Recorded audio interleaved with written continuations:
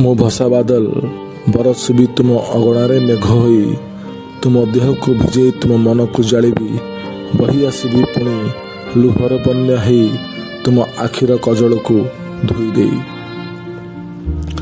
କାନ୍ଦିଲେ ବି ଯେତେ ତୁମ ଲୁହକୁ କେହି ପାରିବେନି ଦେଖି, ତୁମ ଲୁହର କାହାଣୀ କେହି ପାରିବେନି ଜାଣି, ଆଞ୍ଚଳରେ ବି ତୁମେ ପାରିବନି ତୁମ ଲୁହକୁ ପୋଛି, ବରଷାରେ ତୁମ ଆଞ୍ଚଳ ଯେ ଯାଇଥିବ ଭିଜି। ଛୋଟ ଛୋଟ କଥାରେ ତୁମେ ଯେ ଆଖିରୁ ଲୁହ ଦଉଥିଲ ଝରାଇ, ତୁମକୁ ଯେ ମୁଁ ମନଉଥିଲି କେତେ କାହାଣୀ କେତେ ଗପ କହି, ଏବେ ଯେ କେହି ନାହିଁ ତୁମ ଆଖିରୁ ଲୁହ ପୋଛିବା ପାଇଁ, ତଥାପି ତୁମେ କାନ୍ଦୁଛ କାହା ଭରସାରେ ମୁଁ ପାରୁନି ଜାଣି।